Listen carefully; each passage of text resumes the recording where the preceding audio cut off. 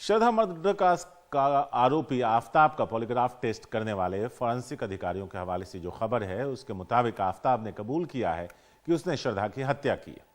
आफ्ताब ने इस टेस्ट के दौरान जो अधिकारियों ने बताया, जो सूत्रों के मुताबिक खबर है, उसके मुताबिक हत्या करने का उससे कोई अफसोस भी नहीं है।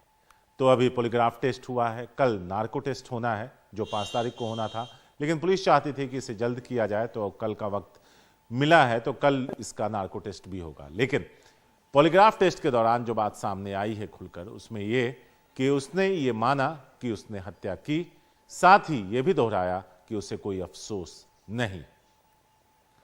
और इस पर हम ज्यादा जानकारी दे रहे हैं हमारे सहयोगी मुकेश सिंह सेंगर।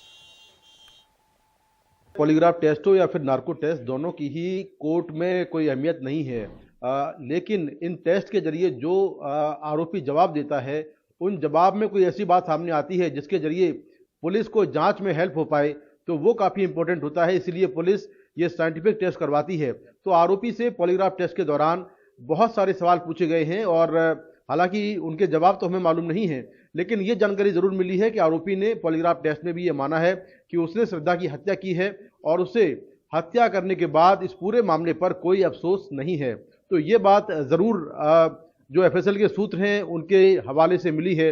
हालांकि जो पूरा पॉलीग्राफ टेस्ट है उसमें आरोपी ने क्या कुछ कहा है, क्या कुछ नहीं कहा है, इसके बारे में बहुत जानकारी नहीं मिल पाई है। हालांकि पॉलीग्राफ टेस्ट एक तरह से झूठ पकड़ने का टेस्ट होता है, लेकिन अब इस टेस्ट के बाद जब कल नार्को टेस्ट होगा तो उसमें जरूर जो आरोपी है उसको एक तरह से बेहोशी की हालत में ले जाएंगे और उस वक्त वो जवाब देगा, वो काफी इंपॉर्टेंट होंगे, क्योंकि उसमें ऐसा हो सकता है कि कोई ऐसी बात निकल जाए जिससे पुलिस को जांच में हेल्प हो पाए। तो पुलिस कल उसका नार्को टेस्ट करवाएगी और इसके लिए जो रोहिणी का अंबेडकर हॉस्पिटल है वहां पर पूरी तैयारियां कर ली गई हैं। जो डॉक्टर्स हैं, एफएसएल के एक्सपर्ट हैं, दिल्ली पुलिस के अधिकारी हैं, ये सारे लोग वहां पर कल मौजूद रहेंगे और आरोपी का नार्को टेस्ट होगा। तो नार्को टेस्ट में क्या कुछ निकलता है ये देखना होगा। लेकिन जो आरोपी पुलिस के सामने सीआरपीसी 161 में बयान देता है या फिर नार्को टेस्ट के दौरान चीजें बोलता है या फिर पॉलीग्राफ टेस्ट के दौरान जो चीजें बोलता है, उनकी कोर्ट में कोई अहमियत नहीं होती है, उनको सबूत के तौर पर कोर्ट में पेश नहीं कर सकती हैं। लेकिन इन बयानों के बेसिस पर अगर कोई रिकवरी होती है तो ये काफी इंपॉर्टेंट होता है। पुलिस को ऐसा लगता है कि आरोपी आफ्ताब बहुत सारी बातें झूठ बोल रहा है, वो लगातार भटका रहा है, क्योंकि पुलिस के मुताबिक जब उससे पूछताछ होती है तो उसका बर्ताव बहुत ही सामान्य होता है। ऐसा लगता नहीं कि वो पुलिस के सामने बैठा हुआ है। तो इसीलिए नार्को टेस्ट कराया जा रहा है और हो सकता है कि नार्को टेस्ट में कुछ ऐसी बातें निकल आए जिससे पुलिस की जांच आगे बढ़ पाए। जो कड़ियां अभी बीच में गैप हो रहा है जांच में, वो कड़ियां पूरी हो पाए।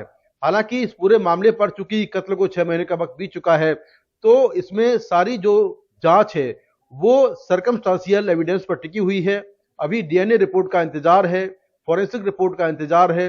ये सब रिपोर्ट आ जाएंगी, तब ये प्रूव होगा कि श्रद्धा की हत्या हुई थी या नहीं हुई थी। फिर ये प्रूव करना पड़ेगा कि हत्या आफ्ताब ने की है, आफ्ताब ने कैसे की है, उसके सबूत इकट्ठे करने होंगे। तो ये सारी जांच जो है साइंटिफिक टेक्निकल रिपोर्ट्स पर टिकी हुई है। और मोबाइल की कॉल लोकेशन, श्रद्धा आखिरी बार कहां देखी गई, उसके जो व्हाट्सएप मैसेज हैं, जो मैसेजेस हैं वो क्या हैं, उसने जो इसके पहले जो शिकायतें की थी उनका क्या बेस था। तो ये सारे ही सबूत हैं इस केस में, क्योंकि कोई भी इस केस में आई विटनेस नहीं है। तो ऐसे में पुलिस पूरी जांच को साइंटिफिक एविडेंस के बेसिस पर, फॉरेंसिक एविडेंस के बेसिस पर आगे बढ़ा रही है। लेकिन मैंने कल भी रिपोर्ट किया था कि इस केस को प्रूव करना बहुत मुश्किल है। दिल्ली शराब घोटाले मामले में ईडी ने बड़ी कार्रवाई करते हुए एक और गिरफ्तारी की। ईडी ने अमित अरोड़ा नाम के शख्स को गिरफ्तार किया। वो गुरुग्राम में कारोबारी। इससे पहले ईडी ने देश के चर्चित शराब कारोबारी समीर महेंद्रू, अरबिंदो फार्मा के चीफ शरद रेड्डी और विनय बाबू को गिरफ्तार किया था। सीबीआई ने इस मामले में इवेंट मैनेजमेंट कंपनी, जिसका नाम ओनली मच लाउडर है, उसके पूर्व सीईओ विजय नायर को भी गिरफ्तार किया। दिल्ली शराब नीति घोटाले में सीबीआई ने 25 नवंबर को 7 आरोपियों के खिलाफ 10,000 पन्नों की चार्जशीट दाखिल की। इसमें दिल्ली के डिप्टी सीएम मनीष सिसोदिया का नाम नहीं। सीबीआई ने दिल्ली की राउज एवेन्यू कोर्ट में यह चार्जशीट दाखिल की थी।